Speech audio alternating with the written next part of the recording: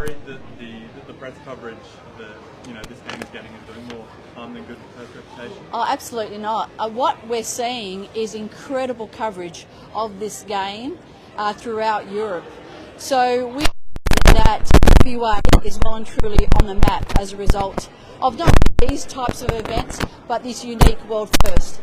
The reality is this is a world first for international football, and so there'll be a lot of commentary, and as a result there's a lot of coverage, and there'll be a lot of interest in Western Australia. We see these types of events or games being held in other countries for things like NRL, NBA and NFL. So this is a world first. CDR is catching up with other countries, but I'm really, really positive about the fact that Western Australia and Perth is being shown around Europe, the front page of the Italian sports newspapers. This is something that's going to cause a lot of commentary. It's a world first. Whenever you do something for the first time, there'll be a lot of commentary, and that's why having a world first is all about making sure we get as much exposure as possible. Of course, there's still a few more hurdles to jump over, and including official confirmation from a number of quarters still, but we're very confident about being able to make the formal announcement soon. But of course, there'll be a lot of commentary. When you have something for the first time, a world first, it's going to cause controversy, it's going to cause commentary, but when our stadium, our city is shown in February to the rest of the world, as millions of people tune in to experience a world first, as thousands of people fly in to first-hand experience a world first, then we know that'll be worth it. To all this point, though, some of it's been treated with a bit of scorn, and it hasn't all been positive. But is it the case that any coverage or any publicity is good publicity? As I said, there'll be like everything. There'll be. Sorry, I was looking the wrong way because I can't see where the camera is up. Sorry. Look, as I said, when you have a world first, when you're breaking down barriers, when you're creating something that's never been done before, it's going to cause commentary and. Do you want me to pause? Is that too much? Should we ask them? Yeah, they're going to.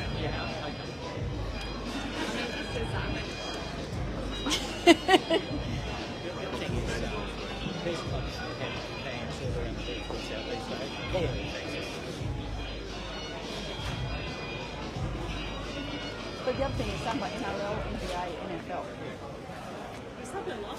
Oh yeah, okay. So as I've said, this happens with other codes. We've seen NRL, we've seen NRL teams go to Vegas. We've seen American NFL, NBA games in season going around the world. And what we know is that all codes have to continue to look at the world market. And so, of course, there are thousands of AC Milan supporters, for example, throughout Australia, through Southeast Asia. So it makes a lot of sense for them to come to Australia, and in particular Perth. But as I said, a world first creates controversy, it creates commentary. But I trust that when some of these players who have never been to Perth experience Perth firsthand, their attitude will change. UEFA said this isn't going to set a precedent. Do you think this will be a kind of a one and done thing? Well, if that's the case, it actually increases the value of the game even more, because this could be the one and only time a game for points in the Italian League or in the European League or the Italian League is played overseas. So in a sense, this will, I suppose, increase the amount of commentary, of coverage. Look, this is something, as I said, unprecedented, never happened before. Our city is being shown around the world. You have people from over east asking why they're going to Perth, why can't they come to Melbourne and Sydney? There is so much coverage and excitement. And as I said, when it's a world first, some people may be uncomfortable with it, but if it's a one and only, it even increases the value of the game. The Attorney General said this morning the appeal of Dion Barber's case is partly about, quote, certain other principles that go into how you calculate damages. So is the appeal just about the dollar figure and setting a base level for future complainants and how much they can get in compensation? Well, first of all, in relation to Dion Barber, we have committed $2.8 million will be paid to Mr. Barber. And again, I want to acknowledge the incredible strength of courage that he has in going through this, what would have been just an incredible process to come forward and to seek these damages. So again, I acknowledge his courage and I acknowledge all the suffering that he went through. So in relation to this, case, again, as Treasurer, I'm guided by the points of law from the Attorney General and also state solicitors, and take his advice in relation to this matter. But back to my question, the fact that the Attorney General said that it is about calculating damages, doesn't that mean that this appeal is just all about setting that base limit, how much future complainants can get? Again, I'll be guided by the Attorney's view on this matter. I'll take his guidance if that's how he explained it today. But my understanding, this is in relation to some points of law that we're taking advice on, and I'll continue to take advice from the Attorney General. Dion's going to be re-traumatised though, although he said yesterday, I spoke to him, he doesn't have to participate in the appeal process. It will largely be between lawyers. He said he's still going to be re-traumatised with this appeal, so why are you pursuing it? Again, I take advice from the legal experts on this matter.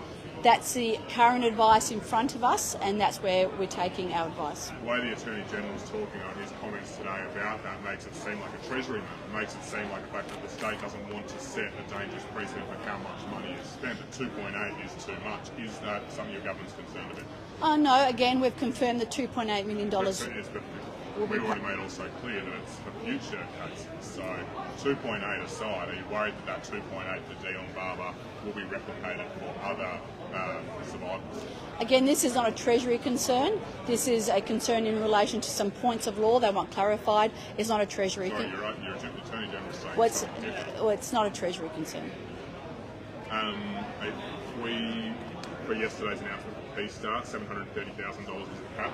Given then that the government's now set a bar to say that $730,000 is kind of that entry point, does that mean you'll be reviewing stamp duty for first-time buyers? We've got a number of measures in relation to supporting housing supply. As I said, our focus has been on housing supply, and that's why these types of initiatives are about getting increased supply, and that's why it's been limited to new dwellings that are either under construction, off the plan, or recently completed. We'll continue our focus on housing supply. There's been some commentary about the heat in the market in relation to some other incentives that have been announced. So our focus continues to be housing supply, not only for people buying into the market, but also renters. So we believe using our funding or using taxpayers' money to support housing supply is the number one priority. So is that ruling out further changes to stamp duty for first-time buyers? We never rule anything in or out in relation to future decisions, but what I've always said is if you give me $1, where should we be putting it? It's about making sure we deliver more housing, because that's where the crunch